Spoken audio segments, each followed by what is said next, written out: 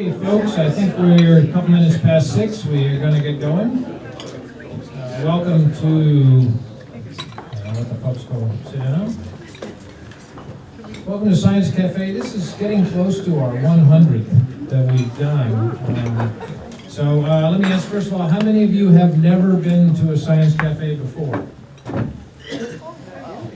Excellent. That means the regulars have to hear my spiel again. So my name is David Brooks. I write for the Concord Monitor, write the Granite Geek column and blog and podcast and all that stuff we do these days.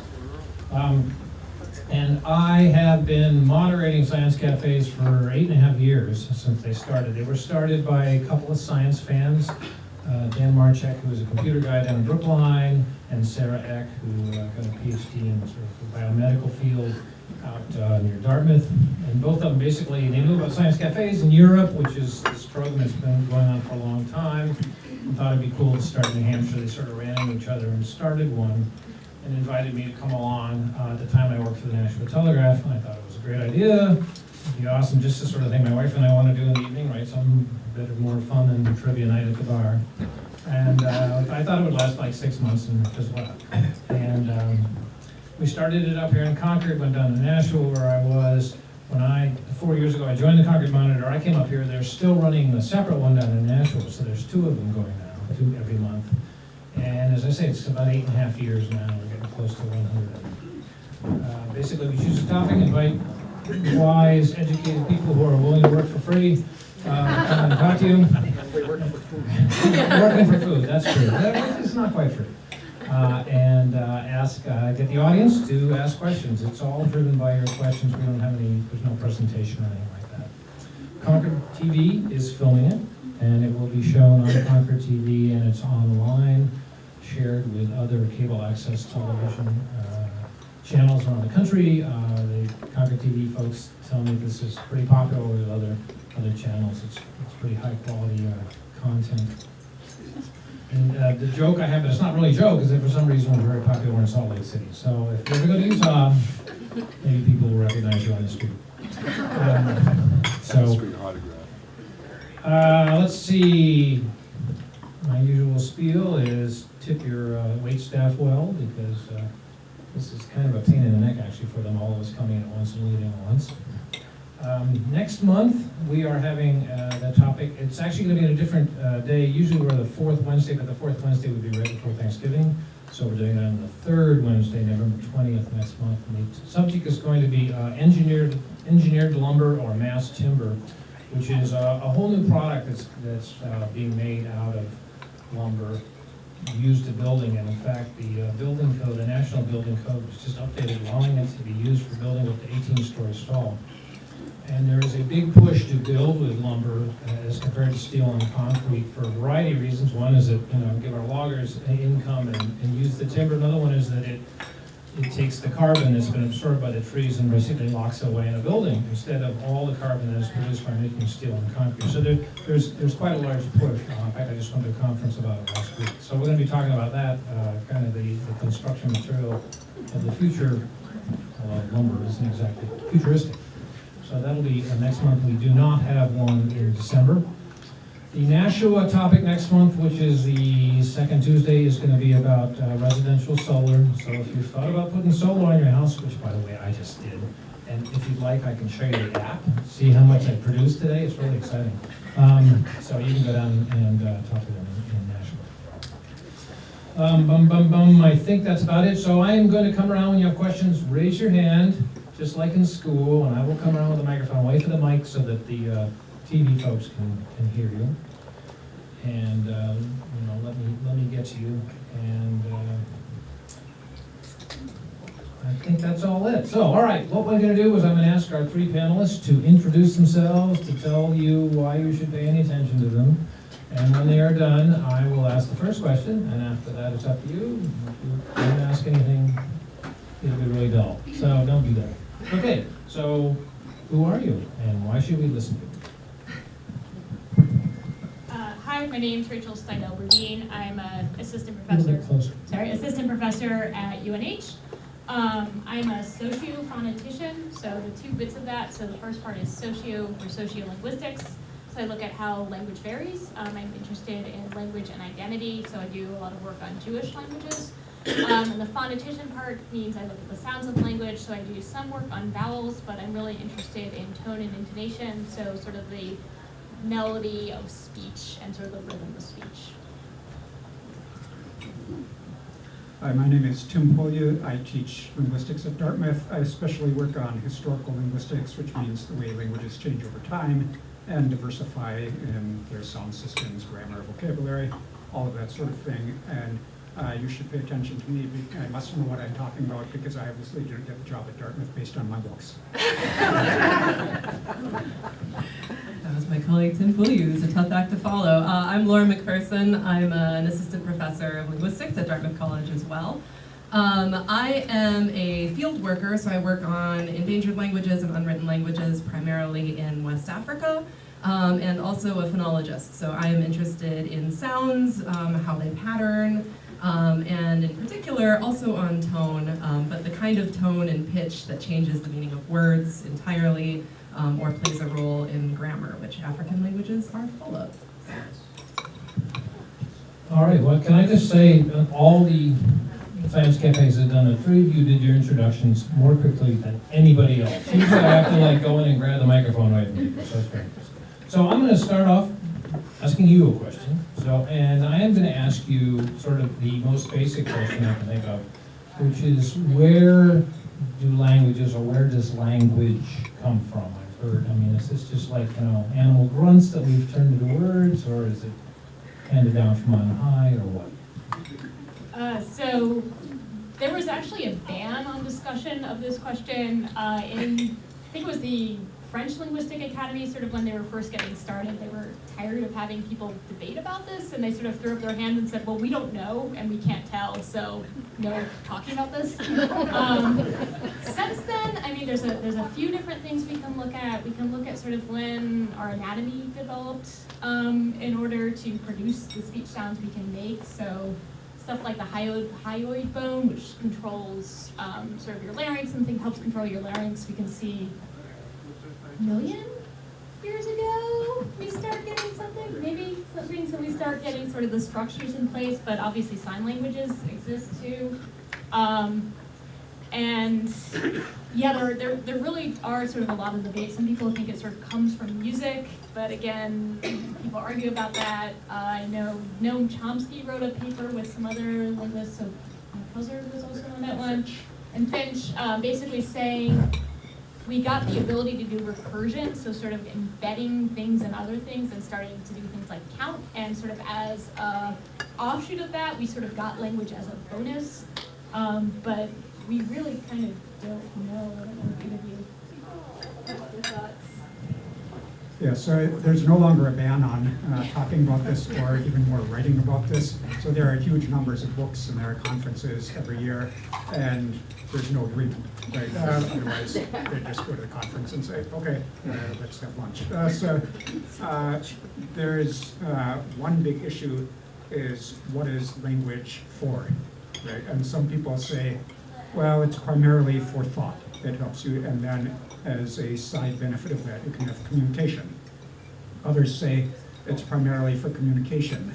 There's one guy who says it's primarily for maintaining social harmony, because unlike chimpanzees, humans don't actually groom each other, at least not in my family, pulling the bugs and mice out of the hair on each other's back, which is a way for chimpanzees to maintain social groupings, so that a lot of what we do with language is talk, hey, how are you, how's the kids, etc., and that you maintain social relations. So if that's, so it's sort of, the question is partly, what did language first develop for primarily? Obviously, we can use it for all sorts of things now, like having science cafes, which was not probably the original function of language, but that then affects where you think it comes from. I'm more in the language developed primarily for communication point of view, and then that allows, among other things, we get thought from it, or not thought, we had thought before, but it helps to structure our thought in particular ways.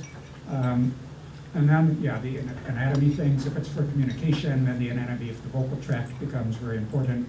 and there's fierce debate among specialists, which I'm not, about whether Neanderthals had the right sort of vocal tract to make vowels like E and U, and various other things, or whether they could only, like all of you and us when we were 6 months old or 3 months old, we couldn't say E or U. Think of a baby, they say ah, ah. When they're crying, they don't say ee, or ooh. Because on the other hand, like dogs, they don't choke on our food. Be careful eating tonight, because the way their vocal tract is structured. But as you get older, your vocal tract changes. You can speak better, but you can also choke to death on food. So it must be some sort of adaptively beneficial thing to be able to make those speech sounds, because otherwise there would be no reason for it to have happened, and people would just say E or ah all the time. You got it covered. Okay. All right, folks, it's up to you. It's always slow. The first couple of questions are come on, somebody. All right, we got one back. By the way, so when I hand the microphone to you, hold it closer to your mouth than you think you should. Am I the only one that is upset nowadays when I hear a younger person say mountain or fountain or curtain? Is this how people talk now? This is sociophonetics.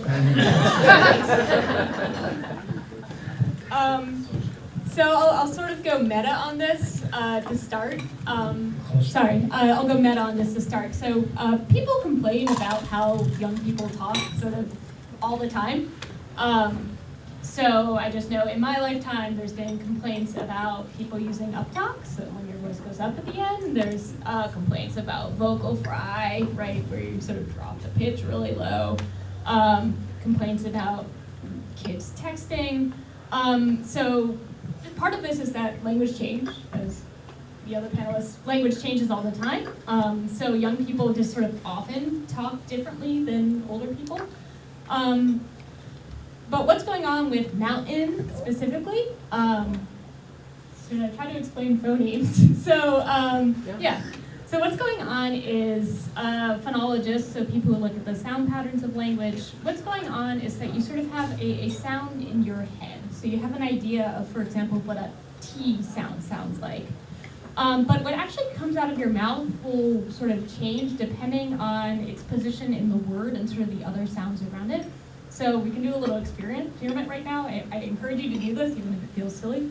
So put your hand really close to your mouth and say the word tap. Tap. Tap. So when you do that, you should feel a little puff of air coming out after that T. So that's called aspiration. It's sort of, again, just this little puff of air. But if you say a word like pat, so again, put your hand up, you don't get that little puff of air. So basically the T sound changes if it's at the beginning of the word or at the end, and then also if it's after a sound like N. So mountain, right, mountain. Often you'll either have what's called an unreleased T, where your T just sort of goes up and stays there, or what's going on with mountain is you get a glottal stop.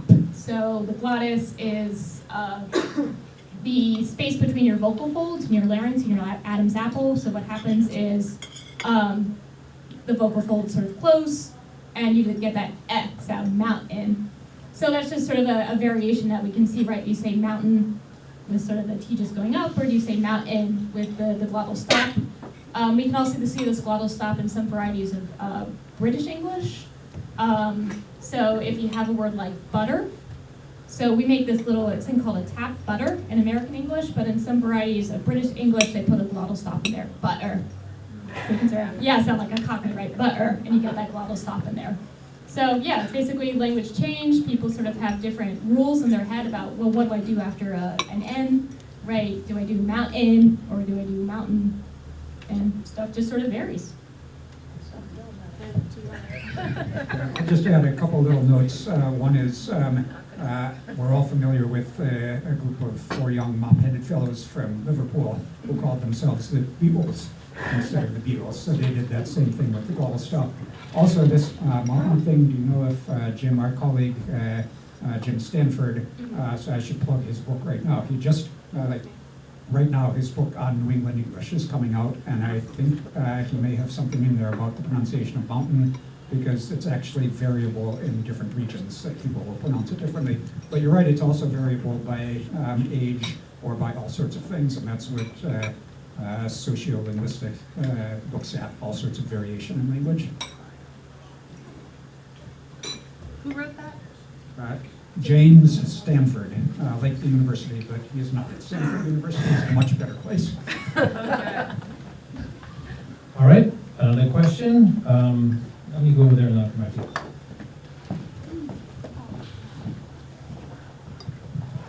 Going forward, do you see the study of linguistics becoming more interesting to younger people? Absolutely. We've already seen, even in the last, decade, 2 decades, a major increase in interest among undergraduates. I mean, before, unfortunately, linguistics is something that's not taught in high schools. I mean, I think all of us up here wishes that it were part of the high school curriculum. But it's not, so university is usually the first place people could get exposed to the study or even heard of linguistics. So before, students would come in and have really no idea what linguistics is, and we're starting to see now high schoolers coming to college already knowing they want to study linguistics. There are linguistic Olympiads out there for high school students, and there's sort of more popular books out there, John McWhorter and Steven Pinker and some of these other sort of popular linguistics writers, and students are reading this and they realize, oh wait, this is actually really cool, and it makes you think about the stuff that's coming out of your mouth in a way that you never did before. So I think we're seeing a lot of interest in students. I don't know if it's that our field is getting more interesting or if it's just that students have realized it's interesting. I'd like to think that our field continues to get interesting, but it may just be an exposure thing. I'll also add that there's getting to be more job opportunities for linguistics, linguists, especially computational linguistics, computational anything, but as people are designing computers that need to interact with humans using natural language more and more, then obviously in the old days computers were lousy at it, and they're getting better. So we have former students who are working for Alexa, I guess working on Alexa. Maybe eventually they'll all be working for Alexa, but right now. Or other computational linguistics projects like that. So that's a field where students think they're not only interested in linguistics, but say I can get a job, a high-paying job afterwards doing something related to language and computers. Okay. I'll come back here and then I'll come over. I've got about 6 questions. No, just I'll one, stick just with one. One of the things that's always fascinated me is the regionality of English within the United States. And you talk about the R, well, that's very common. You hear that in Chicago usually. A lot of our witscasters come from there because theoretically you can understand me better. I'm not sure you can. When my kids were very little, and I'm talking like 6 weeks old, 7 weeks old, we taught them to sign. And the reason we did that was they didn't have the vocal capability, but they had the ability to understand what they wanted to say or ask for or whatever. So basically it was about 20, 25 words that they learned, and then it went away as soon as they could speak. Sometimes not so well, but anyway. How do you see the effect of other languages impacting us? Spanish, the trilling, German, the glottal, French. We're becoming a global communications market. How do you see that affecting linguistics? Apparently it's up to me, I'm holding the microphone. So languages always affect each other if there are speakers, particularly speakers who become even to a little degree bilingual. So English, I think most people know, is full of words that are borrowed from French and borrowed from Latin that come from the past several hundred years. And sometimes we have like a native English word manly, and then we have another word that means the same thing, masculine, which is borrowed from another language. And if you get enough speakers of another language, say French, who become bilingual in English in the medieval period, you even borrow words that are very basic, like very, which is a French word in origin. And you can even bring in new sounds. V was never used at the beginnings of words in Old English. It's only in the Middle English period, say about 700 years ago, that you start getting V's in native words. So yeah, we could certainly get that influence from other languages, speakers, if there are enough of them, and if their kids are influenced enough by their parents' speech. But as everyone knows, kids are not always as influenced by their parents as parents would like. Kids often want to talk like the other people around them, or particularly like the other kids around them, like the kids who are 3 or 4 years older. Now, I have a Minnesota accent, not because I grew up in Minnesota, I was born there, but because my 6 older brothers and sisters had Minnesota accents. So even though I grew up in Virginia, I still say, oh yeah. But there weren't enough of us in Northern Virginia to affect the Northern Virginia dialect. There were 8 of us, but still not quite enough. So yeah, if you get in parts of the southwestern US with lots of Spanish-speaking people moving in, then that can certainly impact the way that English develops there, although you often find by the 3rd generation or even the 2nd generation that the kids don't speak Spanish or they don't want to speak Spanish because they want to be more American. But there still would be some influence, and it can even, it can change not just the vocabulary, but sometimes even the grammar of the language, the sound system of the language. As to the specific things that are going on, I mostly work on the older dead varieties of English, and I'll pass this to sociolinguists. Yeah, we'll add to that. So sometimes we're seeing the emergence now of what are called world Englishes or indigenized varieties of English. So Indian English is one example. So we see this in a lot of former British colonies. So Indian English, which has borrowed some of what are called retroflex sounds. So if you put your tongue back when you make ta ta ta, when you make that sound, that's a retroflex T. It's very common in South Asian languages. So we actually see that, for example, in Indian English. Singapore English has tone, so lexical tone, like what Laura works on, just because Cantonese, Chinese languages, or not Cantonese in Singapore, but Cantonese, has lexical tone, so that sort of made its way into Singapore English. There are also these particles like la. It's sort of this all-purpose particle that shows up in Singapore English, again, from the local languages there. And yeah, sometimes we see those effects from immigrant communities. So I can give one example, again, working on Jewish languages. Yiddish has an ability to move stuff to the front of sentences. So in some varieties of English around New York City, you can say something like pizza you want, right? Which again reflects the structure that you can do in Yiddish, or constructions like you want that I should do that, right? Again, is sort of a direct borrowing from Yiddish. Why after that? You want that I should do that? Why? So we do see, again, it's sort of, like you said, there needs to be kind of enough speakers to sort of get that going. 1 or 2 speakers is enough, but if you have sort of an entire immigrant community sort of interacting with each other, you can get those things emerging. So I never realized that Yoda was Yiddish, but apparently so. Okay, you had a question? I'm just curious about in the environment and place in language, and just because I just got back from North Carolina and was just so struck by how long it takes for words to come out. Well, just from a northerner standpoint, the rhythm and everything in that language, the dialect is just so different, and I'm just curious, is it, part of me, I kept thinking, well, maybe it's because it was really hot when I was down there. I was like, oh yeah, because everything slows down, you know? And I'm just curious if there's studies on that kind of thing, like place and Diction and dialects, that's you.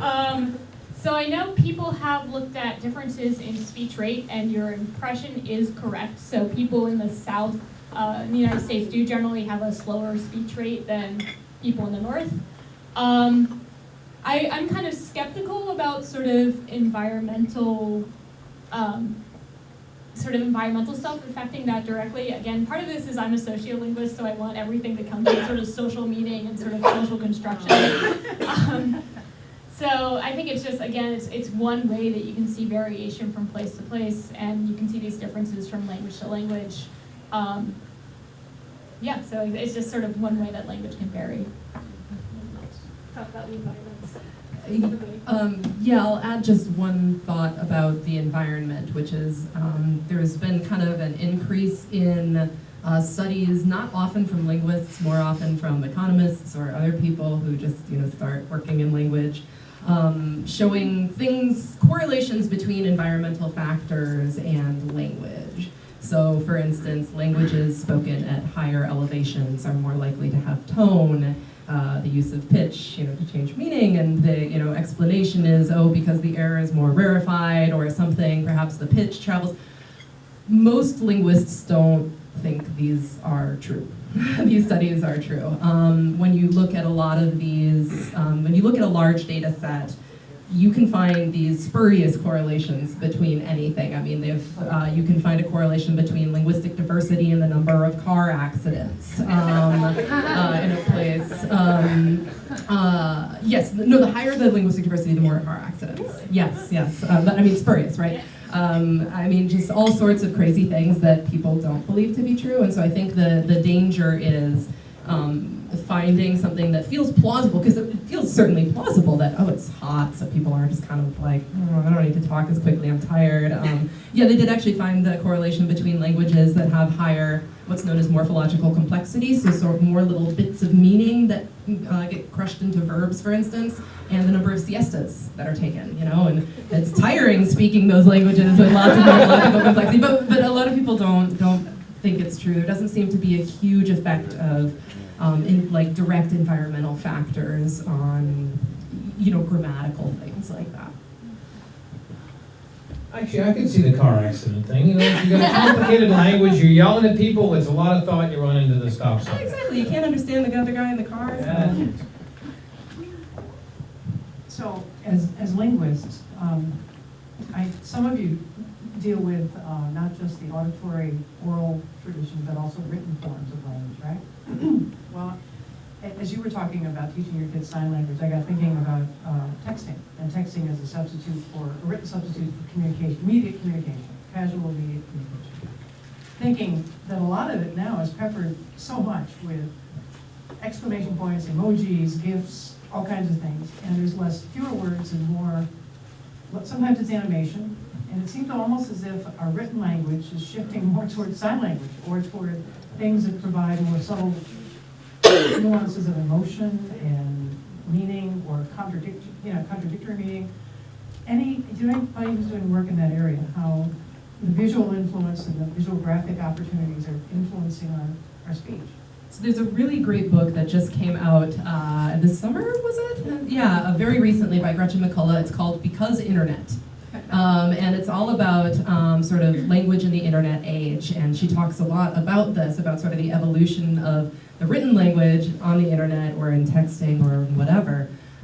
It's fascinating, really accessible, great book.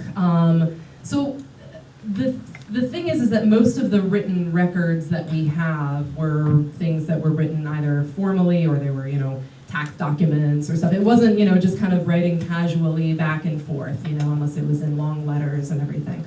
But now with your phone and with the internet and with everything else, you can just, send off a quick little message really quickly and just speak casually like you would to a friend.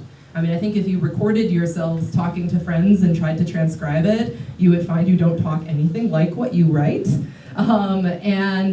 That's what we're seeing now with texting, is that it's language like people speak it. But the problem is that it's hard to get things like sarcasm or emotion or a subtle tone of voice across in writing, right? And in the written word, it just isn't there because you don't have things like pitch or speech rate or other things. And so emojis are being brought in really clever ways by internet users to indicate things like that. And punctuation is huge. I mean, anybody of my generation and below will know, you don't want to get a text that says okay with one period after it. You're like, woo. I'm in trouble, right? A single period it means like it's serious, right? Exclamation mark is fine. A couple means you're really enthusiastic. No punctuation is fine, but punctuation is taking on this new life to represent all this stuff that we couldn't really get through in the written word before. And GIFs and emojis are doing the same thing. Do you want to add? So actually, that is a fabulous book. I read it preparing for this. And one of the things she talks about is she compares the punctuation in texting to the punctuation in postcards, because that was the one other previous form of sort of casual writing. And I'm on my town's history committee, and one of the things we have is lots of postcards that were written from local hotels, and it's really interesting to see that it's absolutely correct. And she talks about that very punctuation thing, the dot, dot, dot. In fact, and she has lots of postcards that were written by the Beatles, speaking of who you mentioned earlier, and actually all these Beatles postcards written to their friends that were collected, and they use the same kind of weird punctuation that now we think of as being, those kids in texting. So anyway, great book. All right, was there someone else that had a question? I think over there, and then I'll come back here.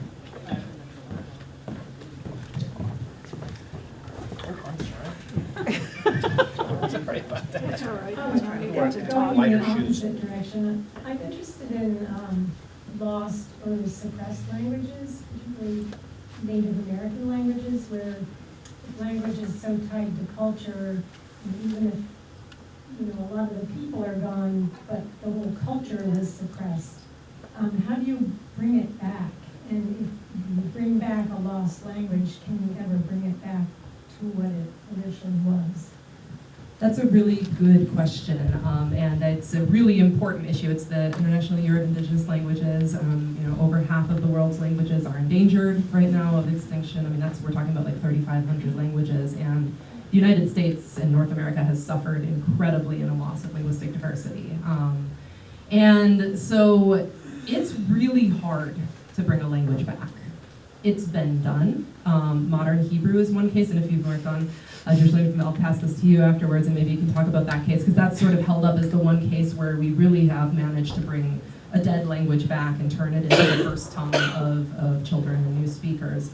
There have been some other cases. I think Miamia is an indigenous language that's been brought back. Wampanoag in sort of. But once they're gone, it's very, very difficult. What we need to do is document the languages. The more you have recordings of everyday speech, recordings of different genres, recordings of people arguing. I mean, because the thing is that a lot of endangered languages, the only records we have are maybe a word list by some explorer 400 years ago, or sometimes you'll have a translation of the Bible, and all of this is really useful for bringing languages back. But it doesn't tell you how to, yell at your neighbor, or how to, flirt, or how to joke, So all of these really integral parts of a language are just usually not documented, and so when it comes back, it's going to be different. Yeah, to add to that about specifically the case of modern Hebrew, which is sort of again held up as it was lost and then it came back. Well, first off, it wasn't really lost to a certain extent, right? So Hebrew is a liturgical language of the Jewish people, and it was in sort of Yiddish-speaking areas and Arabic-speaking areas of the Mizrahi Jews in the Middle East and the Jews in Eastern Europe. There was still knowledge of the language from, again, reading prayer books and things like that. But one thing that gets lost is you sort of have a basic idea of how to pronounce things, but stuff like what I look at, so the intonation and the prosody, that doesn't get written down in text, which is, again, what's going on with some of the emojis, right, trying to get that. So when modern Hebrew was revived, right, so number one, you had to figure out how exactly to pronounce it and sort of the intonation, so a lot of that probably actually came from Yiddish, which was the first language of a lot of the speakers. You had to do things like swear and yell at your neighbors, so let's just borrow some stuff from Arabic, right, and use that because it's a related language. And there are some linguists who go around calling it Israeli to sort of claim it's not modern Hebrew. This is actually a completely separate thing from the biblical Hebrew. So again, I'm going to call it modern Israeli instead. So yeah, even that one exception we have is sort of contested. So yeah, once it's gone, it's gone. So all the more reason keep things alive. And I'll just add, bringing back a dead language is really hard, but even keeping alive a language that seems to be dying and restoring it to full health is extremely difficult, although there are a lot of people trying to do that, particularly with Native American languages. It's a very big thing. And there are some successes. Hawaiian is better off than it was with a really intensive effort to bring Hawaiian back. And the very few people, percentage-wise, in Hawaii speak Hawaiian or even are ethnically Hawaiian, and minority are ethnically Hawaiian, but they have schools and a whole program where people are developing some fluency now, young people. And in New Zealand, they're trying to do the same thing with Maori with some success.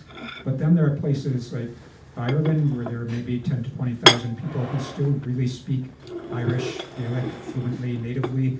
And the Republic of Ireland has spent the past 100 years trying to get people to speak Irish. The problem is that they end up speaking Irish because they learn it in school about the way that most Americans speak Spanish. They take it, they pass their classes, and then they can't really speak it fluently. They speak it well enough to pass the test to get a government job, whereas people who really speak Irishly fluently and natively end up then not getting government jobs because the reason they speak Irish is they're in the poorest parts of Western Ireland where the farms are even more rocky than New Hampshire farms, and they want their children to learn English so they can move to Boston. And their children do learn English. Everyone in Ireland speaks English now, so it's really hard to get those people to buy into speaking Irish. And so that's even in a country where the whole ethos of the country has been, we need to revitalize language. But it's not impossible. People are working on it, and there are some success stories. And particularly for Native American peoples, you're exactly right. It's a very important part of their culture and helpful to revitalize their culture and to improve their economic and social conditions also.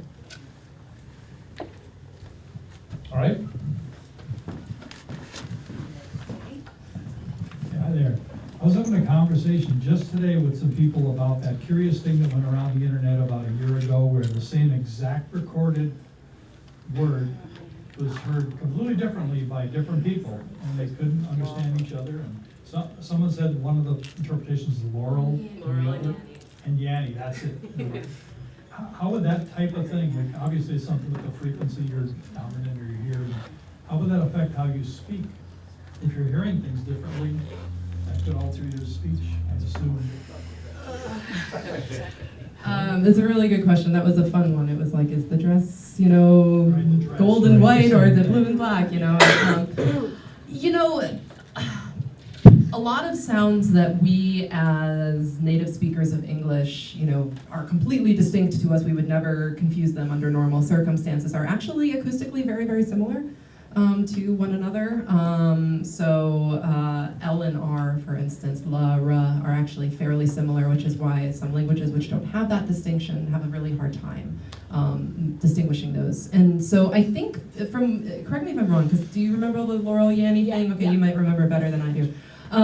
So, I think it's partially has to do probably with how it was recorded.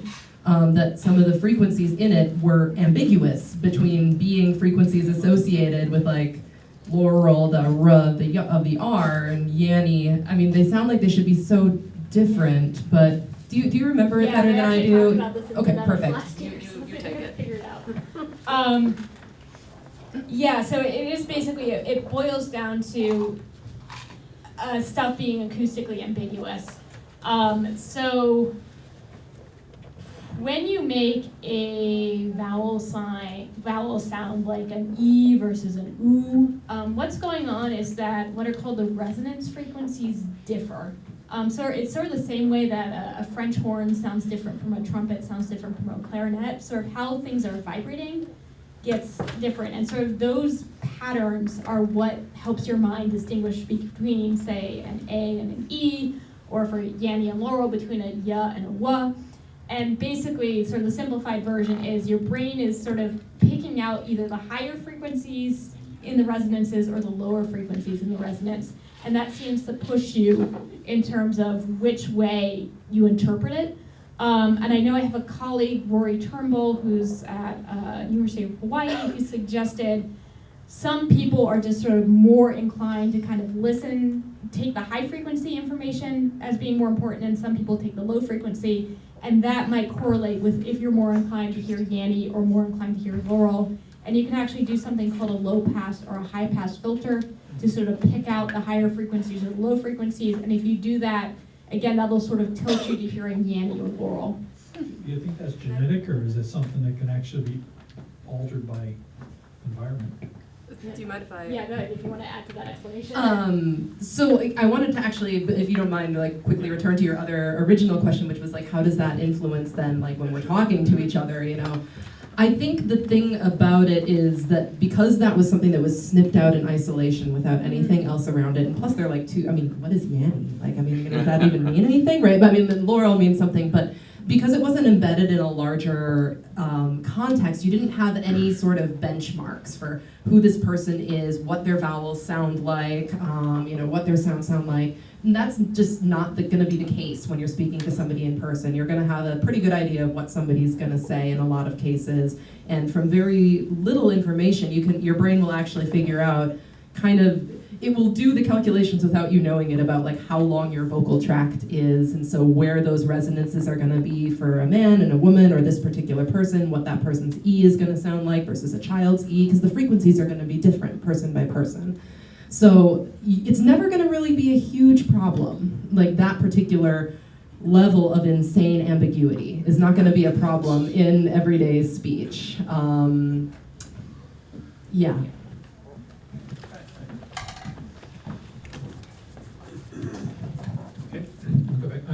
I would make a comment for those of us who are losing the high end of our hearing as we get older, is ambiguity does definitely increase, as my wife would tell you. Yeah, but it's funny. What you think you're right. I'm not sure that this is a fair question to any particular linguist. It just happens that the linguists I've known over the last few decades have been selected because they were interested in the kind of language documentation software that I was working on. And so what I'm wondering is when I think about the primary documentation software that are used for endangered languages, that I've certainly had a lot to do with, the Civil International's Fieldworks Language Explorer, and the Max Planck Institute's ELAN. Well, ELAN would be great for, or is great for annotating YouTube videos, and Flex is great for complex structures by one speaker at a time, but really awkward if you have a group talking.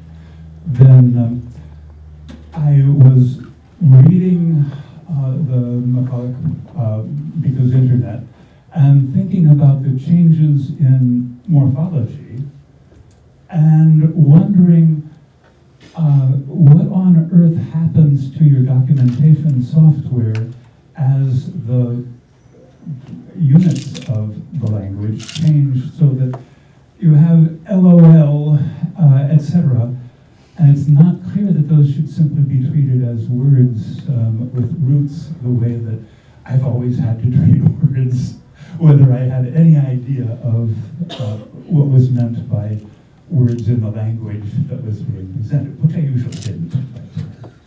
That's a great question. I mean, Elon and Flex are, sort of my bread and butter as a documentary linguist. So Flex, for instance, is a great tool. You can, type in a bunch of stuff in a language, and it'll split it up word by word. You can start identifying the smaller pieces in that word, like prefixes and suffixes. So if you had a word like reopened, it will pick out that re means again, and open is the root, and duh is the past tense, and then you can do whole texts and it'll analyze it, and so if you're working on some language that you don't know particularly well, it can be a really, really powerful tool. So the question is sort of, okay, well, if you've got something like LOL, if you've got, okay, I've got like two answers to this question. The first one is that I think for the most part, people would be using Flex for spoken and not written language. So the question, and so something like LOL, which people do say out loud, or LOL, I guess is what kids these days say. I mean, when I was growing up with the internet, it was LOL, but now I think it's LOL. It's probably not likely to, you're not likely to be using Flex for something that's written like text speak. But if you were, because people are saying things like LOL and stuff now, yeah, it lacks a root in the way, in the classical sense, right? It's an acronym, but people aren't really using it as an acronym anymore. Now it's just kind of a word. So one possibility would be just treat it as a word that means something like, I found that funny, or sarcasm, or, all of the various uses that LOL means now. The other possibility is you just have to kind of treat it like an idiom. I mean, things like Flex are a nightmare when you run across something like, let the cat out of the bag, and so, it's glossing it, it's like, I allowed the feline to exit the sack, and you're like, oh, but it means so much more than that, and the whole chunk means this thing, right? And so I think that things like LOL would kind of need to be treated in an idiomatic sense. It's like the whole chunk means this thing. And unfortunately, our softwares are not particularly, that's a place where Flex runs into trouble. When things kind of span across multiple words. Do you guys have anything you want to add about that? Tell us what Flex is. Yeah, so it's this software that I was saying where you can type things in and it'll split it up word by word and then analyze it into pieces. And it's great because at the same time it also compiles a dictionary out of it, so it'll find every word and throw it into a dictionary. It's a really, really great tool. Yeah. Okay, and I gotta say, some people say lol now. Yeah, kids these days say lol. Kids these days. Oh, yeah, you can use it for it. I lol. Yeah. Well, they conjugated there?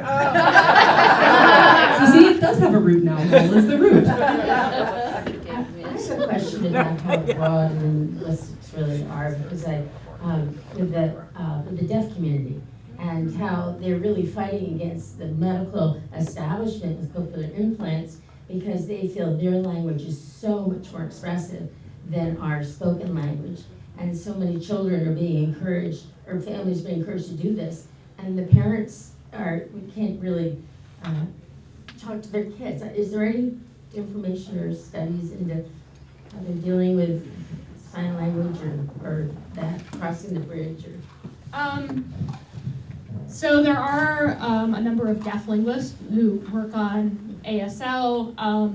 Gallaudet University has a number of linguists there. Again, I think an important thing to remember, these people aren't aware, sign languages are full languages of their own right. So ASL is not just sort of there's something called manual signed English, yeah, which is literally taking English word for word and signing each individual word. ASL has a completely different grammar, a completely different structure, sort of a lot of interesting things that can be done there.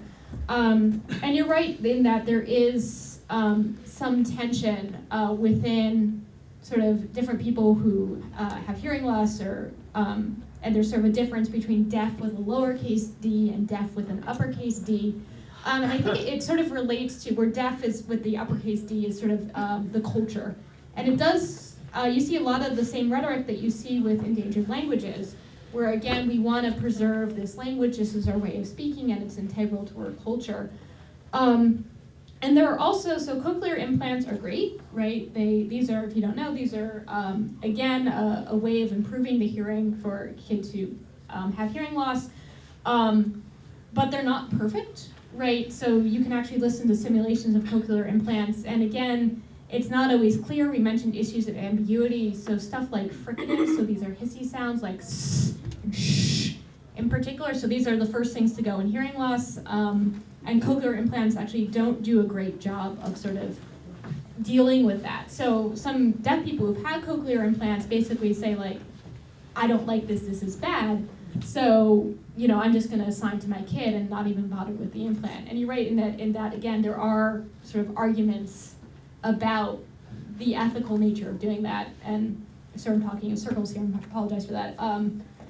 Another thing to think about is that the earlier the better for language. And again, this counts for spoken language and sign language. So I think part of the issue with, again, just relying on, say, cochlear implants is that, again, it takes a while to get the surgery to get it in. It takes a while to calibrate it. And all the time, the kid is sort of losing precious time to learn a language. So there are a lot of advocates for, again, getting sign language into the home as early as possible. And sort of fears that if you just put the cochlear implant in, the parents will sort of say, well, we're good, and then not teach the child sign. So again, it is coming also from that perspective of we need to get sign into the house as early as possible because language is really important for just sort of general brain development. And yeah, there's a lot of infighting and sort of good arguments on both sides, I think, about that. I don't know if either of you have more familiarity. Okay. All right. Question here in the middle. This goes kind of circular here. You asked originally a question of where, or somebody did, where did language come from? And my immediate reaction was the need to pass down traditions. And how do you do that? Well, there's showing and there's signing and there's grunts, et cetera, et cetera.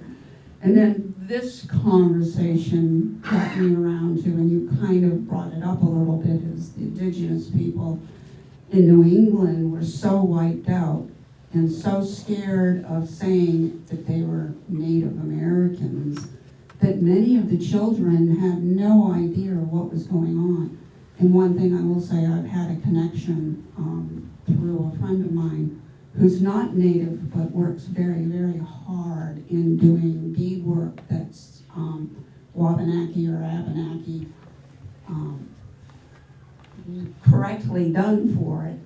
And he has started to learn the language and has had to work with many different people to learn that just because it's important to him from the stories he's heard from the people he's known.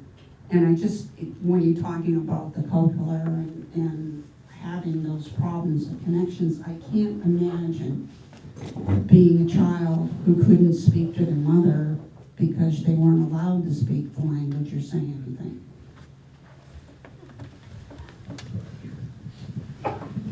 Yeah, I mean, our legacy in this country of, especially like the boarding school legacy and stuff with Native American children, and things that continue really to this day and through social services and removing Indigenous children from their homes and placing them with non-Native families, leaves really, really, really deep scars, generational scars. You know, being beaten for speaking your language, you hear now from the children or from the grandchildren that they still don't want to, or you'll see cases where, you know, a grandchild will want to learn the language and their grandparent won't teach it to them because it was so traumatic and just so oppressed. And it is, you know, talking about sort of, you know, traditions or passing things down, I mean, obviously, you know, on the one hand, as linguists, we're interested in the study of languages and, you know, the really amazing and rich and varied ways that humans are able to express themselves and what that tells us about the mind and the brain. And so the languages themselves are interesting. But when you lose a language, especially because most languages are not written down, right? Writing is this other invention really on top of it. You lose a ton of indigenous knowledge and tradition along with it, which is the other big push for documentation, for recording stories with elders, and for compiling things in tools like Flex and Elan to make it understandable and to transcribe it and attach it to video. Because, I mean, it hurts to think about the volumes and volumes and volumes of information about the world that's been lost as languages have gone. I mean, we think about the burning of the libraries of Alexandria. I mean, every language that gets lost is kind of like that. Okay, I got a question over there. Somebody who hasn't had one yet. No, I got one. Yeah, I'm just wondering, what's the biggest change in spoken English at this point? Like, I remember years ago being told it was moving more to the positional language that we are than inflected endings. And I'm wondering if that's still the case. Or if it ever was. So, do you mean at recent change or over the past 1,000 years? Or? Right now, what's going on Our right now lifespan. in America? In our lifespan, I would say probably things like the California shift and within English. The vowels of English are radically different in different parts just of the United States, let alone other places. And so there's people from Philadelphia say bead instead of bag.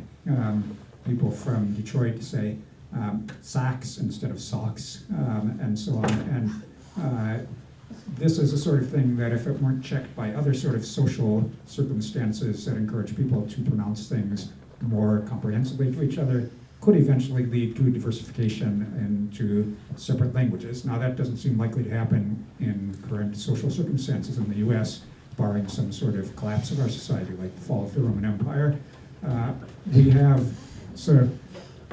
But the vowels seem to be unstable in English, so that my vowels, I don't have, well, one of the classic examples, we can say the words Merry Christmas and Mary had a little lamb and Mary got married, and so she felt merry. Those three words, Mary, Mary, Mary, they're all pronounced the same to me, and I'm wondering here in this audience, how many of you think those are three different, they sound different? Mary, Mary, and Mary. Most, it would seem, if you're in northern New England, I would think most people would have those different. So the vowels are radically different across different dialects, and then if you go to England, even more so. And there are differences in consonants also. So those seem like, I know that's one of the things that sociophoneticians look at a lot, is the vowels of English and how they are different in different places, social groups, etc. So maybe I should pass the microphone to sociophoneticians. Stuck again? Yeah. I mean, exactly what you were saying. So they're even within northern New England. So again, Jim Stanford, his new book will describe all of this in great detail about what's been happening around here.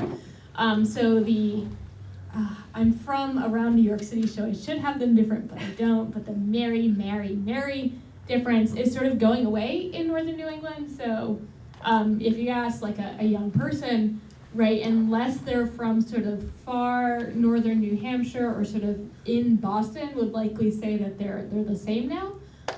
Same with, I'm always bad at doing it, so Haas and horse, so horse and horse, right? Again, the R thing is there too, but also sort of having a different vowel in those two words. Again, older people are more likely to have that different around here, young people more likely to have them the same. The vowel in start is also changing around here. So again, stat, if you don't have the R, but also start, you can also still have that really, it's a fronted ass sound. Again, younger people are more likely to have sort of a back start. So again, all sorts of things that are just rapid generational change in northern New England, and sort of across the country we're seeing these rapid changes happening. Okay, let me actually I'm going to follow up if I can, because one of the things we've talked about frequently in the newspaper is you don't hear very often, and I talk to a lot of people in a lot of circumstances, I rarely hear what I think of as the traditional New Hampshire accent anymore. It's very rare. Usually from a guy with a big beard, right? It's and very, he's sitting in the back of town meeting, and he stands up and complains about taxes. So, Why Eric to go to town meeting? So, is it doomed? So language always changes, right? And again, we sort of think like this is the traditional New England accent, but you know, we can sort of go back and look at old recordings and see sort of changes in the past, and then even looking before we had recordings, right? People don't talk the way that they did when this area got settled by the English, right?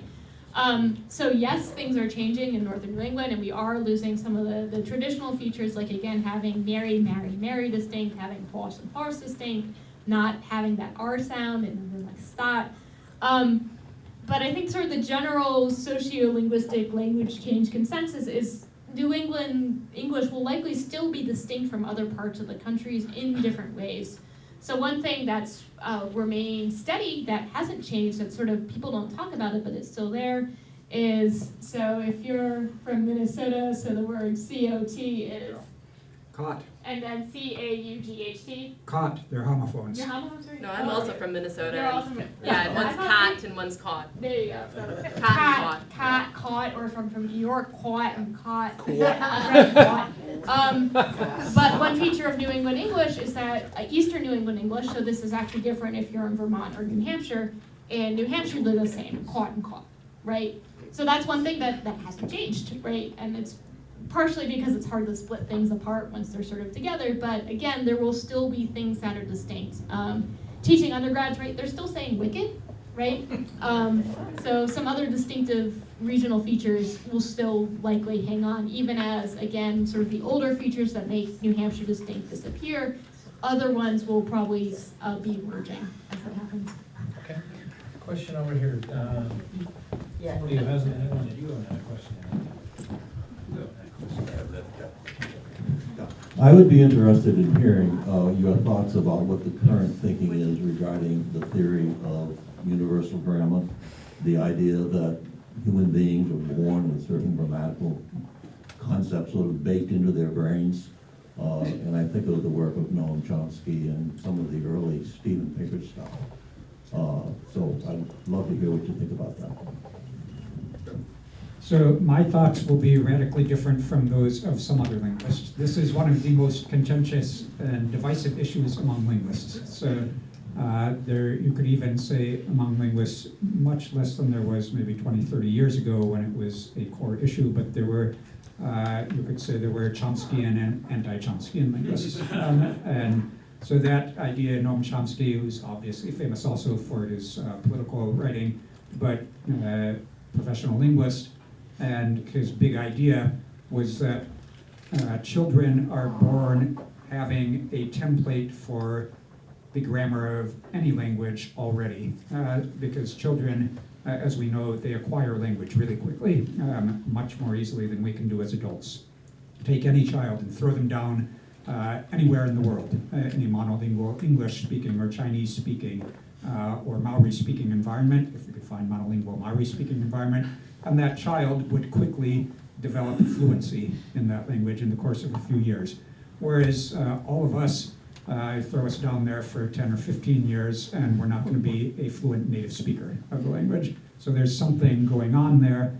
Chomsky's answer was that there is a universal grammar that all languages share, and that there's an innate, what he called a language acquisition device, not meaning an actual device, but something about the way that our brain is constructed that enables all normal humans to do that, to acquire languages easily and effortlessly, whereas, as he once put it, an otherwise intelligent chimpanzee can't. There's something, they don't have that part of the brain that enables you to do that, and that there was a universal grammar, that there's just certain things that all languages have in common structurally, and that the goal of linguistics then should be to figure out what that is. What is the universal grammar that all languages share? Because then you're not just finding out what languages are like, you're finding out what language is like. So that is the Chomskyan position, and it became, certainly for a long time, the mainstream position, but it always had its detractors also. I would be one of the detractors. Again, other people would strongly support that idea now, but my position, and I don't know if there's a majority position on this now, my position is that humans, that language has a lot of things that make sense if you look at it in terms of its communicative function or the way our vocal tract and our hearing are structured, things that are natural for a highly intelligent creature, and we're smarter than chimpanzees in a variety of ways. That a highly intelligent creature put in this environment where people like to communicate with each other, that you'll develop a spoken language based on what you hear around you without having this innate universal grammar, that what you have instead is sort of a common general level of intelligence, or if we don't like that term, a general cognitive ability for humans, and that same cognitive ability that allows us to do things like drive cars, which chimpanzees aren't good at, or various other things, is also what allows us to become good at language when we're exposed to the data. So I've tried to give you both views on those. I think there really are still two camps now, but I think there are so many other things that Is linguists there a have gone majority, into. one way or the other? No. Is there a majority? Chomsky and non-Chomsky? Well, I think, strong positions, like there's a lot of yeah, I think what has happened is that it's not for all linguists the central issue that it was maybe 30 years ago, so that a lot of people say, well, I'm more interested in language documentation and less interested, or I'm more interested in the dialects of modern English in America, or I'm more interested in the history of the English language, or so on. And so you don't necessarily have to take a strong opinion on it. So, but we have a group of three here, so it's just, I don't know if my colleagues have their views on this issue. I will say they're sort of our subsets of linguists who find sort of the current-ish, the most current strain of sort of UG, universal grammar, is minimalism, which is sort of like the latest 2.0 version. And I personally know linguists who sort of see that as a useful model to describe language and sort of to describe data without sort of ascribing any sort of cognitive reality to what that model shows us. So I know both the syntacticians, so the person who works on sentence structure, and the person who works on morphology, so the parts of words in my department sort of go, yeah, it's a useful model, but you know, I'm not willing to go strong Chomskyan and say like, this is how it works in the brain. So I think you do sort of see those sort of gray areas where people debate about the usefulness of the model and sort of how much they put into how much do I think this is sort of cognitively real and sort of reflective of how the brain processes language and how kids acquire language, and sort of how much is it just sort of a useful descriptive tool that can sort of get us somewhere without, again, necessarily making any claims about how the brain actually works. Yeah, I think that's a really good way to put it. I think there's a lot of, I think one thing that's important to say, you know, because I've had people ask me, all right, so Chomsky, full of it, like, is he crazy or is he great? And, you know, regardless of how you want to answer that question, I think we have to recognize that our field of linguistics, the modern field of linguistics, would not be what it is today without Chomsky.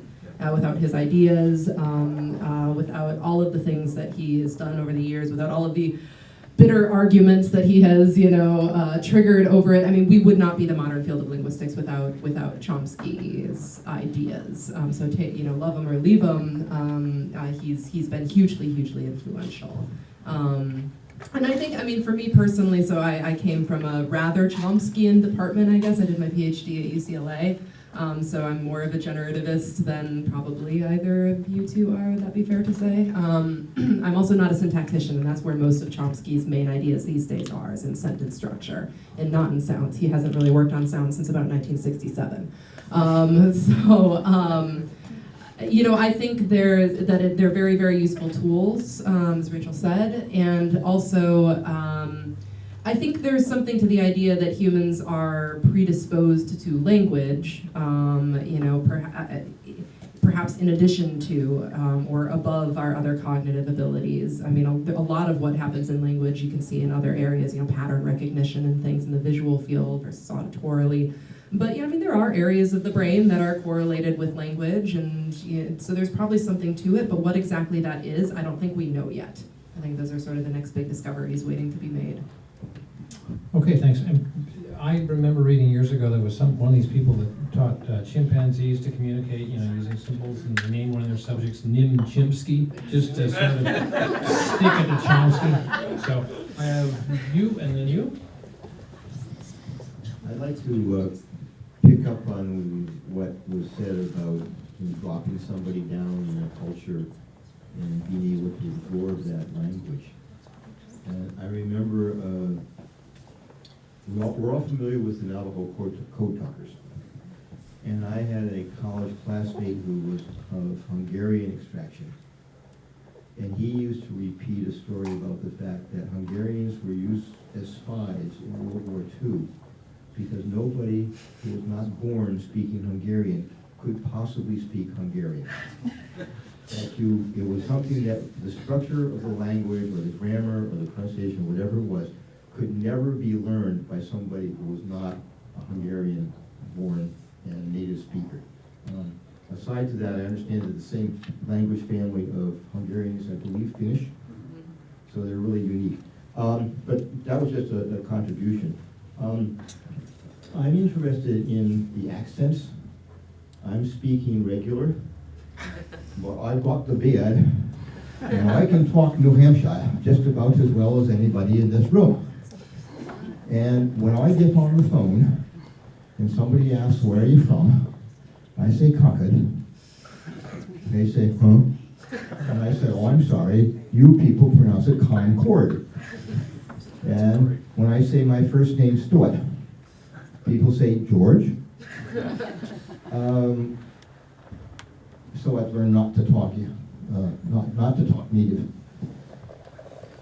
The problem is that I have, when I'm speaking into this little electronic device that's hidden in my pocket, and I want to dictate a memo or something like that, the damn thing don't understand me. And even if I try to drop into standard English, I will say a word and it will say, it doesn't say home, actually, it doesn't say nothing.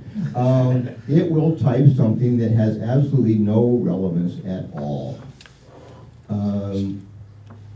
Now, is this because nobody can teach the software to recognize speech variations? Is it a problem with the so-called AI stuff? But where do we go from here? Where do we get to the point where we can speak and be understood? Yeah, you sort of hit the nail on the head here, and you mentioned something sort of talking normal.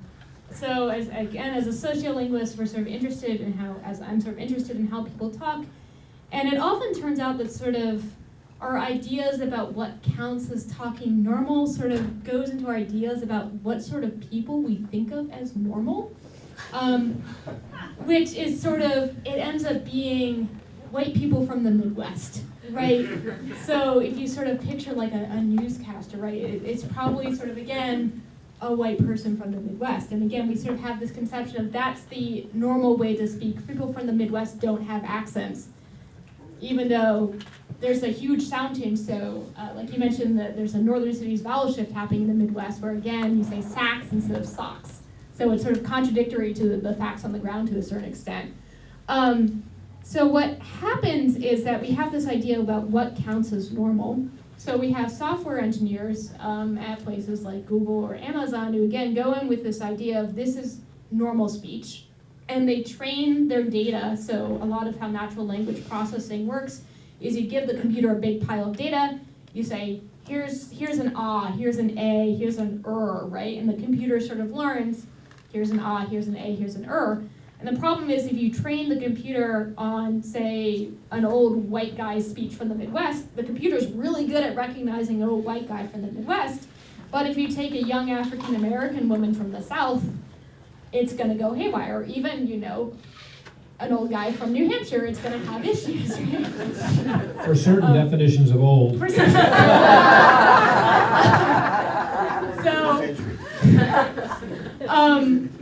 yeah, and I think, and we see this problem in other areas of artificial intelligence as well, where visual systems might have issues recognizing African American people's faces, again, because the data has been trained on white faces.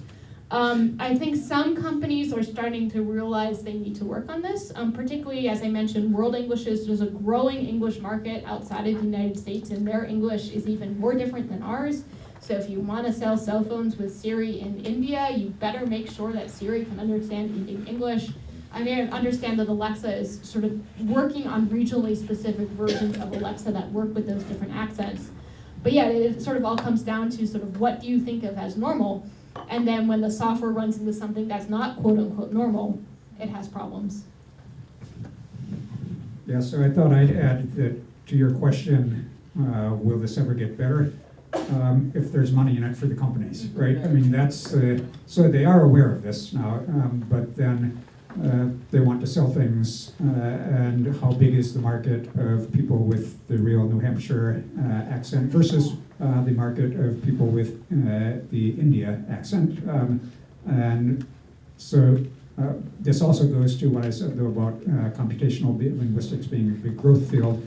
If you are a company like Google, which has more money than it needs, then they can say, well, okay, yeah, we can work on this, we can hire linguists to work on this, as well as software engineers and everything else to recognize that, yeah, we don't want to alienate too many customers and we don't want to fall behind our competition who might be working on this. So I think long term, yeah, there will be improvement on that, but it certainly has a long way to go. I have, my first name is Tim, but when I lived in Houston, if I told people my name was Tim, not computers, but people, so same as Stuart and George, they would say, Ken. No, you got all three letters wrong. T-I-N, not K-E-N. Okay, question, by the way, there's an awesome video online of a couple of Irishmen in a voice-controlled elevator, and you can't understand them, and they're trapped, and being Irishmen, they get really foul-mouthed. So. Do you have a question over here? So my question is for Rachel, and I'm interested in learning modern Hebrew and biblical Hebrews, and I noticed that my kids learning Hebrew too, but they go to Sunday school. So I don't know if it's wrong with me, or I think our pronunciation and interpretation of words are a little different. Do you think that Sunday school, learning through the Sunday school is has some kind of influence learning languages, something like that? Yeah, there are a couple of interesting things that sort of go on with sort of the tension between, so in the United States, many Jewish parents send their kids to Hebrew school or Sunday school either 1 day a week or 2 days a week, and the kids either learn some variety of the liturgical Hebrew that's used in services, or sometimes there's a push of, well, I want my kids to learn Hebrew as it's spoken in Israel because, you can go to Israel and have a conversation. And sort of the problem boils down to, well, there are differences between those two types of Hebrew, so which one are you going to prioritize? And there's the other issue of you can't learn a language with only 5 hours a week, or even that would be sort of maximal. You're spending all your time in Sunday school learning Hebrew. So I think there's often a desire of, I want my kids to go to Hebrew school and learn how to speak Hebrew fluently. It's just not going to happen because there's not enough time. Because I'm learning through the University in Jerusalem, the Rosenberg Hebrew School, and it's totally different, I think. Yep. But there's the same issue with engineers from India living here who want their kids to learn Hindi, and they send them to school, 2 days a week, and, of course, kids don't want to know. So. Question here. Yes, with the voice recognition, so you tell me I'm better off buying a car in New Hampshire because I'm from New Hampshire? Because the last car I had came from New York, and it doesn't recognize when I say a certain name, and it frustrates me. But Alexa that I brought up here does recognize almost every word I say. And I have one follow-up. Unfortunately, I think wherever the headquarters are for your car is trained on probably the old guy from the Midwest in New York or New Hampshire. And yeah, Alexa's Google, right? Amazon. Oh, okay. Well, they also have more money than they know what to do with it. It's probably throwing a lot more money at the automatic speech recognition problem, so that might be why it does better. I'm not sure. And I was told that I have a certain frequency that I can't. It was pretty bad, whatever it is, because of firing too many weapons. And so I began to wonder tonight, I know I'm missing some of the speech or some of the talk, especially in a room. So would that explain why I'm missing some of the voices that I'm hearing in some of the language and some of the words? Do you know what the frequency is that you're missing? He just said it was the same frequency as a weapon fired in my left ear. Yeah, I mean, most of what you need for speech is sub 5,000 hertz-ish. And most of it is actually even a little bit lower than that. It's the things like the hissy sounds, like she was saying, the fricatives, that are distinguished by the higher frequencies. But for the most part, it's actually like lower frequency things. And so when your hearing starts going in the higher frequencies, that you're not losing too much speech information from that. You're losing some higher elements in speech, but the core bits of speech are still there. I mean, it's the same with phones, right? I mean, I can't remember the exact frequencies, but the phone actually only gives you a certain frequency band, and your brain recreates the rest of it. And I want to say that it's actually doesn't have a lot of the lower. It's a bandpass filter, so right. It's low and high cutoff. I don't know. Yeah, exactly. So I think what's super interesting about the phone is that it actually has some of the lower frequencies that would give you pitch information cut out of it. Because the average person might have 100 to about 75 to 250 hertz is the pitch that most people are going to be speaking in. That actually isn't going through the phone. Instead, it's all of the spacing of the harmonics of that pitch. Your brain uses those to recreate the pitch, so you actually hear 200 hertz even though it's not coming through your phone line. So your brain's really, really good at recreating missing signal based on all of the math around it. So yeah, I'm not sure that it depends on where your frequencies are missing, I guess. Go over there. Oh, no.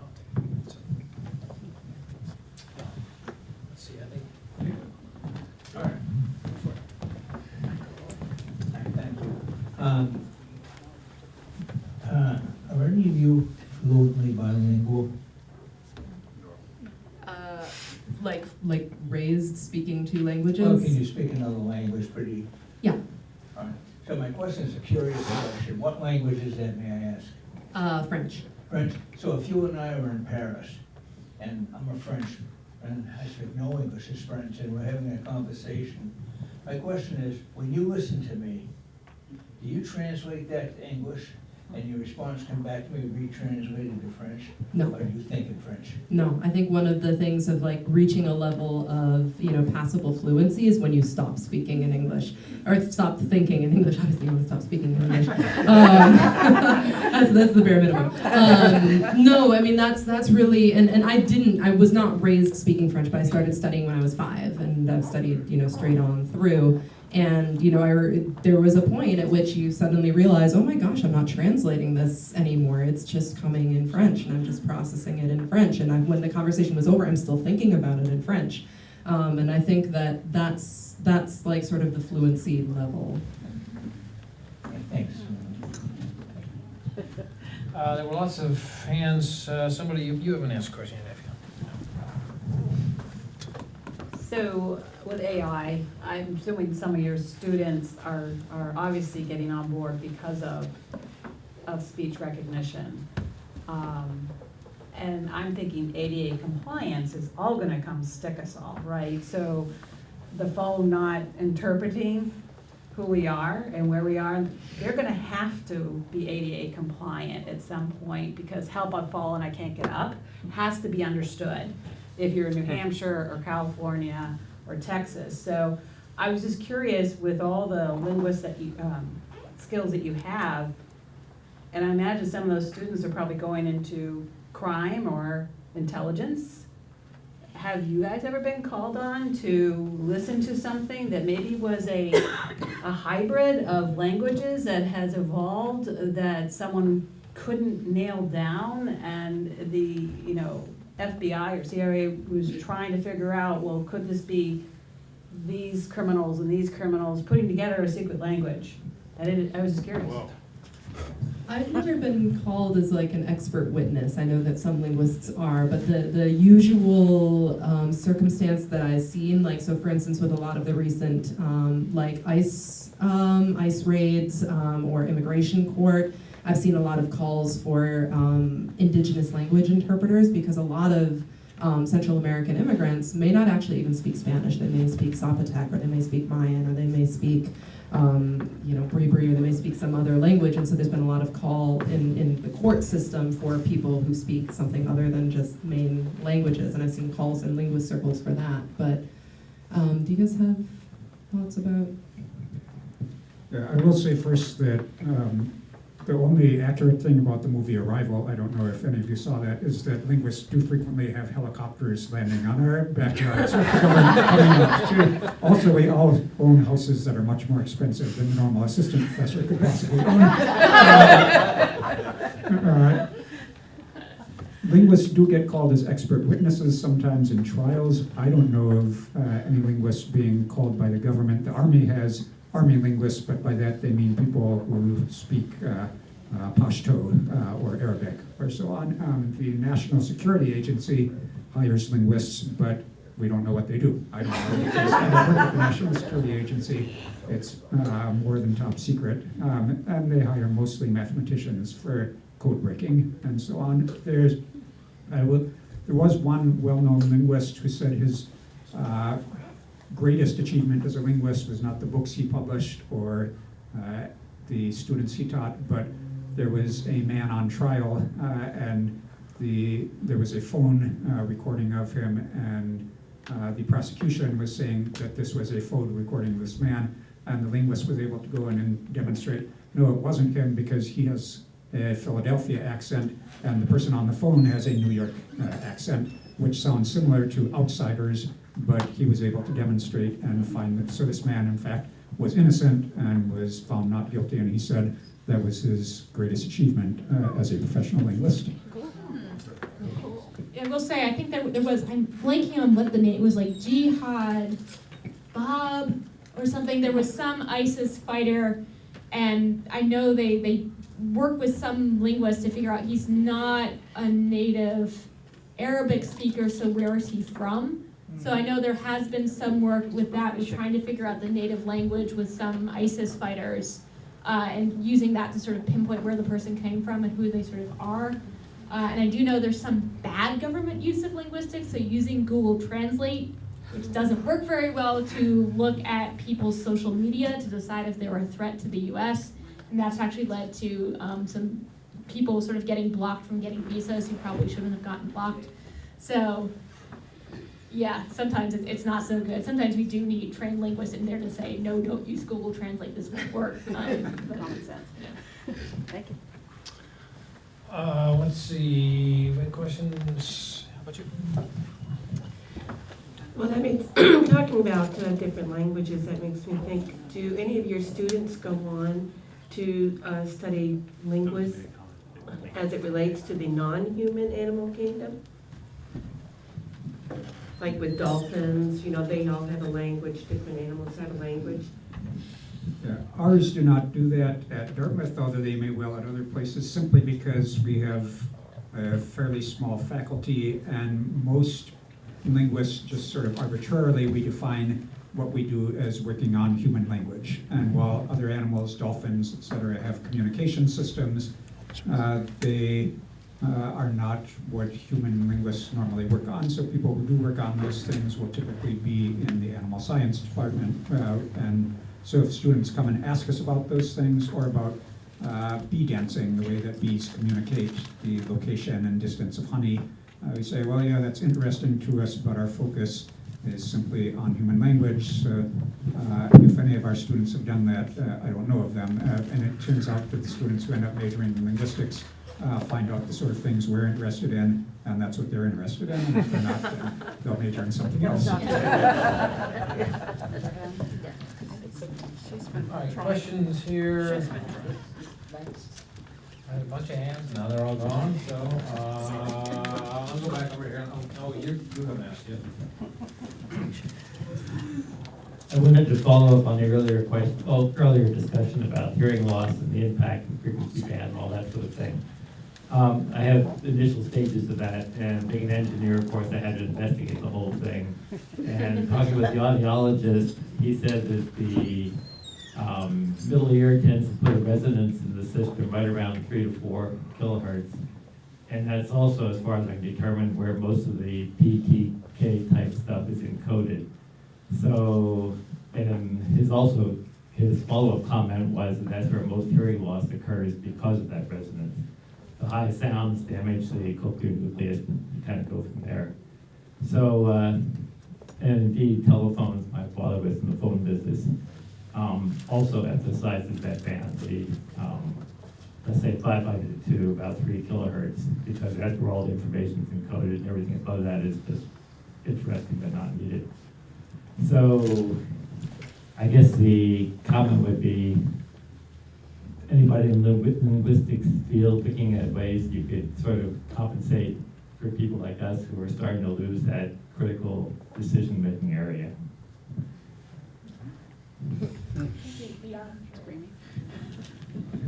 Yeah, so audiologists, so like Tim was saying, there's sort of a split between, people who work in animal communication and people who work on human language. There's also sort of a split of sort of both applied linguists who sort of work on taking sort of linguistic knowledge and using it for stuff like how to effectively teach people to teach English, how to help kids with learning disabilities. So audiologists, right, are sort of another sort of, I don't think you can really call them applied linguistics, but to a certain extent there is a certain amount of taking linguistic knowledge and using that to help people. So I would say that's sort of a problem that audiologists are working on that I don't really have any information about. I will say for p, t, and k, there is some redundancy in the system. So you can actually look at the resonance frequencies of the preceding or following vowel, and there is some information encoded about where that p, t, and k is being articulated. So there is some redundancy in the system. There are also some stuff with the duration of the vowel also can help sort of indicate, do you have a t or a duh? So there is some redundancy in the system, but you're right, if you start losing those higher frequencies, it gets more difficult. Okay, I can just say that the thing I've lost that's caused the most trouble is differentiating suffixes. So I can get what the verb is in the context, but whether it ends in an S or an ED, I can't tell. And so I don't know whether my wife is talking about something that's going to happen or did happen. And that makes all the difference in the world. And it's just pretty simple. Anyway. As the world gets smaller, do you see that there's going to be hybrid language between some of the dominant languages, English, French, Spanish, or some other combination thereof? I don't see that happening anytime soon, at least. What I see happening, what we all see happening, is fewer and fewer languages and more of the dominant languages that already exist expanding, so that English and Spanish and French and Chinese and Russian and are not endangered languages, but that over the next, what are the figures that people have predicted for what percent? Over the next 100 years, percentage of languages, massive percent of languages will die off, but then you'll have over 1 billion speakers of Mandarin Chinese. And even within China, the different varieties of Chinese will be replaced by Mandarin Chinese, and you'll have hundreds of millions of speakers of English, and you'll have a fair number of people who are bilingual in those two, but not enough that you'll really get a hybrid, because for that you would need hundreds of millions of people who are bilingual in English and Chinese in order to create a hybrid of them. Otherwise, the number of bilingual people is so small compared to the vast number of people who don't speak both that their influence on the language will create a hybrid out of it. Okay, I'll go here and I'll come back there. Well, I used to teach Russian, and I speak Kazakh. So now when I was studying English, we taught to speak in correct academic perspective English. And when I read the article on I think Rachel was arguing that there is no their descriptive English language is actually it's okay to say end the sentence with prepositions. And to me, as a ESL learner, it's challenging and I can't still agree with that, because I went through this whole process of learning, drilling correct English sentences. And now he's saying that, oh, that's okay. And I remember my ESL teacher saying that it's okay if you have an accent. I mean, I agree with that. It's okay if you do mistakes. Most importantly, that your communication has to be intelligible. So, and my question is, to me as a person who learned English, is incorrect way. And for me, I think it's a little listening American speaking descriptive. It makes me, I mean, I always try to fix it because I know I might not have a right to do that, but I usually do it because this is how I learned English 13 years ago. Now I teach ESL. I'm trying to, and my students, ESL students, are also trying to learn correct academic English, and they don't understand why can't I say, like, where are you at?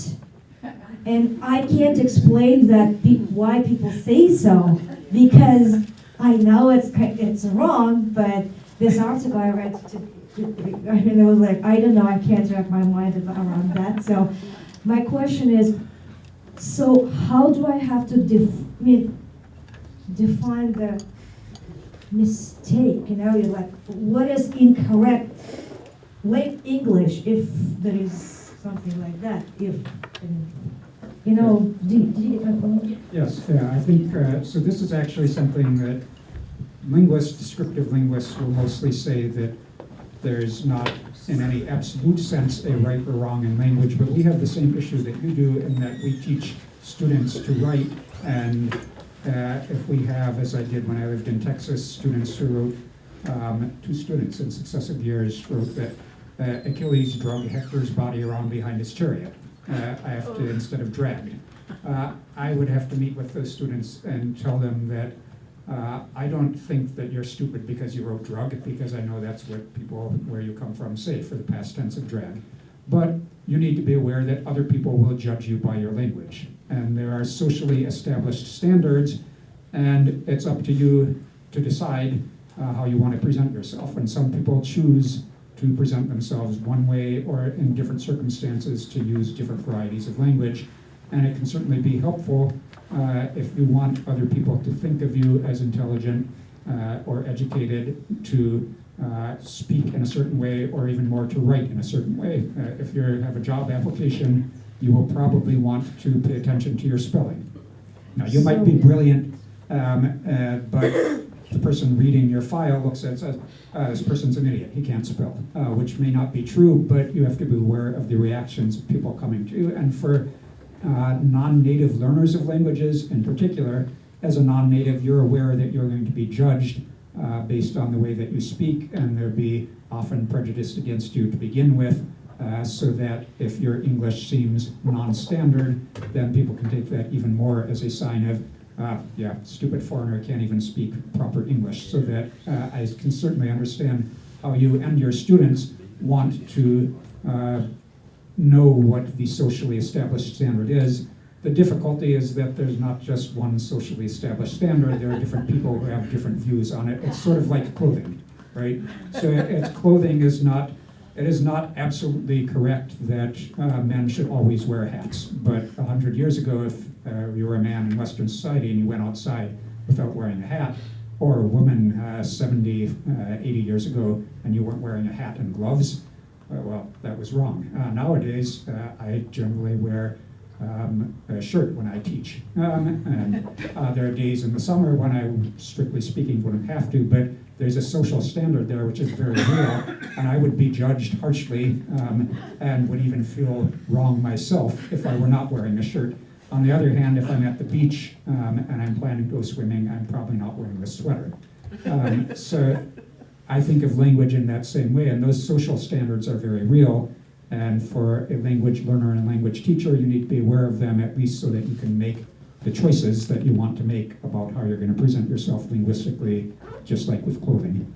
So if one of our, I mean, most of professors, my English professors, are, if they're using wrong I mean, I call it descriptive, okay.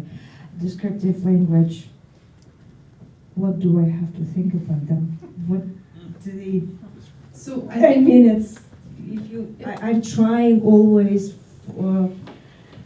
watch what I say and how I say this, but if, you know, people with PhD, you know, teaching us and using incorrect descriptive language, ignore these rules, it's difficult for me to, you know, because if I can add a thought to that, I think the other important thing that's sort of what Tim was saying to remember is that there's a huge difference between written and spoken language. And there are these, you know, standard acceptable things of how we write, and, you know, we spell things, we have agreed upon spellings, you know, this isn't Webster's day, you know, we've agreed that things are spelled a certain way. You know, there's certain standard punctuation, there's these rules that people have learned for forever that, you know, don't end a sentence with a preposition, which, I mean, to be honest, themselves are kind of ridiculous rules that were made up because Latin never ended things with a preposition, and therefore English should be Latin, and so we just made them up and then everybody stuck to them. I think it's fine. I mean, there's a time and a place for that kind of writing, and I think that you're doing the right thing by teaching students to write in a formal way when they're writing job letters or when they're writing whatever. You know, that's going to really help them. However, I also think in foreign language teaching, you know, as a student of studied many languages over the years, I also think that foreign language teaching can do a disservice to students by not teaching the student how language is actually spoken. Because you're going to have a really hard time understanding what anybody is saying to you if all you know is, you know, formal writing, because people don't speak that way. And so I think it's important to probably try and teach both. You know, here's how you would write this. You know, you're not going to write in a job letter like, I'm gonna come and do that. You know, I'm gonna do a really great job at your job. You know, but at the same time, people are gonna say that, and you need to understand it, and you need to be able to have friendships and, you know, speak to people in that way. And so, you know, there's a place for both. Oh, here's one. But it goes beyond. Wait. I've been teaching for 26 years in public school systems of New Hampshire. And what I'm running into, I'm a reading specialist, and I coach teachers. I'm running into more and more teachers who massacre our language every day as they try to teach our language. And I'm concerned that the modeling that's being provided to our kids by, you talk about your teachers with PhDs, and it's not just slang, but it's just correct grammar. You know, it's not me and Jack went hiking this weekend. I hear teachers speak this way all the time, and it's nails in a chalkboard. So yes, there's standard written English, and I'm only 50, mind you, I'm young, okay?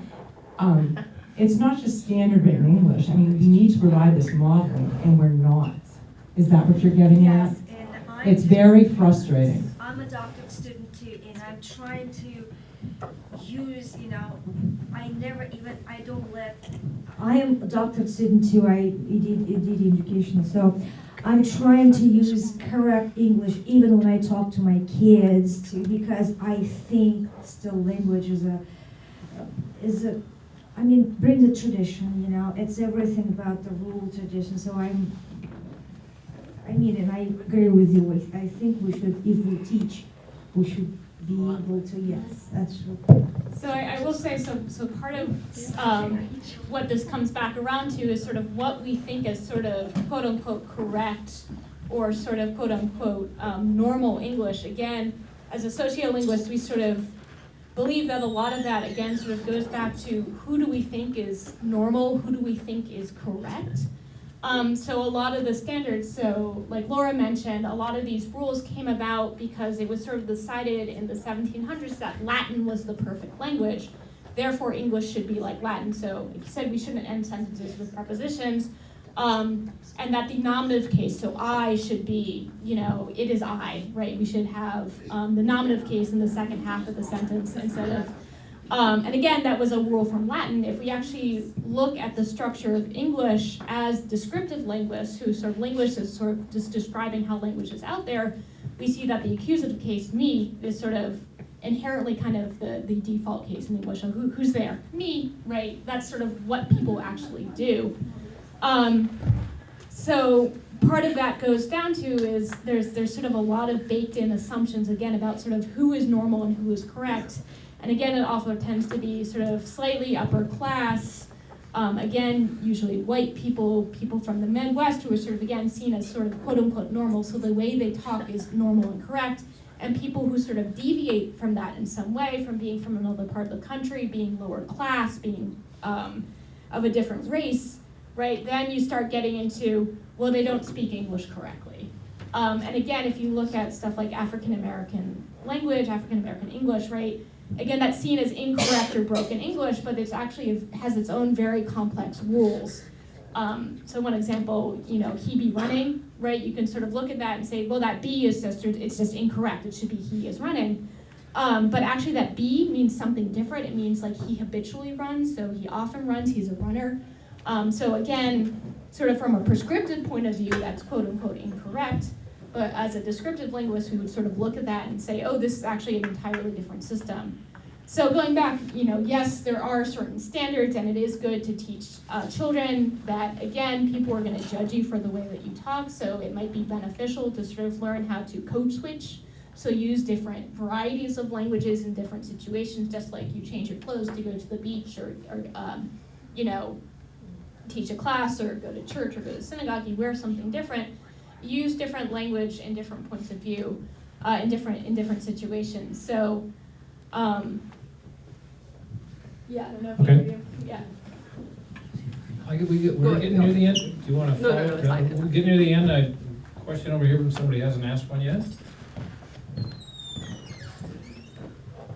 So I've been wondering this for a long time, and it kind of follows on with what's just now been being said. You talked about years ago men didn't go out without a hat, and women wore a hat and gloves. And we've relaxed a lot of those rules. And when I even read a lot of written English, that's what I'm reading, right? Written. I see sentence structures that are just wrong, or they'll use the word that to refer to a person instead of who, and I'm wondering if you see that English is actually somehow becoming a little more relaxed in terms of how people are effectively using it, or maybe just sloppy, but certainly not so precise as maybe it once was. I don't know. So I think, again, this comes down to a difference between written and spoken English. By virtue of the fact that, everything we can hear from the 18th century or the 19th century is only written words. We didn't have recordings of people speaking. It was a formal style. It was following these rigid rules of Latin, not splitting infinitives because it's only one word in Latin, things like that. And if people adhered to that, there's very, very formal writing for a long time. I do think you see a relaxation in a writing style these days. People are feeling more comfortable in writing in what sounds like more of a vernacular. This certainly is the case in academic writing as well. If I read a paper from the 40s, it is a slog. Because it's so unnatural, right? And frankly, I would much rather read a paper that's written in a way that's a little bit closer to speech. I don't want to have emojis in it necessarily, but something that's a little bit more like I would actually speak it. I don't think that this means that the language has necessarily changed and gotten more relaxed, though, because I bet if we were able to go back to the 18th century, you would find people using that to refer to a person just as much then as you do now. They just didn't write it down, because the people who were writing at the time tended to be high class, very educated. There was much more of a bar of entry to who could write things, who could publish things. And we're living in a day and age where anybody can write things and publish them, and so you're getting more diversity in what's ending up in the printed word, but I think the spoken word has always been very, very diverse. Yeah, I'd actually add that I don't think there's a relaxation, just different sorts of standards are being established, and there's more freedom to use different styles in more printed material, but in other written material that people have been jotting down notes for a long time, or at periods like during the Middle English period, there's tremendous grammatical diversity in ways that we would simply not accept today, just sound bizarre to us.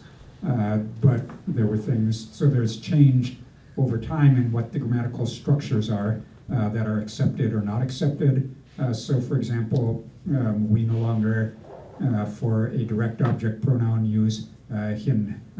We use him instead. But there used to be a distinction between I saw him and I gave him the book. Now we just say him for both of them. I saw him, I gave him the book. And so the grammar has changed. Some things are looser maybe, but others are stricter. And if you look at certain writing styles, I think the writing style for writing, say, legal documents, such as property when you're buying or selling, that is far more complicated than it used to be. And there's a formal system for that. And so it depends, and yeah, the definitions of terms have gotten much stricter for certain styles of writing for certain topics. So I don't think even for written language that we're seeing any loosening. It's just that we're seeing more different varieties of written English in print nowadays, or not even in print, online, because even with printing you have sort of gatekeepers and it costs money to print stuff. But if you're online, then anyone can write anything, and so it is sort of the way that people talked, which again is sort of the way that it was in the Middle English period, when English was just something people spoke and maybe wrote down, but French and Latin were the languages that you wrote in if you wanted to be educated, so that there's tremendous variation there in spelling in particular. Spelling in that period is chaotic. All right, we have time for one short question. It's got to be quick because we've got to let the panelists go. You got a short question? Who's I have short? a short She has a short question. All right. This is for Rachel. Now I know Yiddish has lost a lot of speakers. I grew up in an entirely speaking Yiddish family. But what other languages, other than, I know there's a Sephardic language from the Iberian Peninsula, which name escapes me, what other languages like Yiddish and that one have been lost also? I will say there are a lot. So on Yiddish, Yiddish is still surviving among the ultra-Orthodox, right? So there are certain communities where Yiddish is being passed down. Basically throughout Europe and the Middle East, if you had a local Jewish community, there was a local indigenized variety. So Ladino, for sort of a Jewish version of Spanish. Yevonic was sort of the Greek version. There was a Judeo-Italian. There are Jewish languages of the Caucasus, which again, a lot of these we only either have one or two speakers left, or it's going away. So Ross Perlman has done some of this documentation in New York City, again, looking for those languages that are disappearing. Cool. I didn't give you a chance to talk about Mel Brooks, so anyway. All right. Okay, I think we are about finished. Thank you. Very much appreciate them giving us their time and expertise. And as I said, the next one is going to be the 20th, the third Wednesday. We'll be talking about engineered lumber. ScienceCafeNH.org is our website. If you need to find out more, you can and send us an email if you get on the mailing list, so I can alert you to what it's coming. And thank you very much. All right.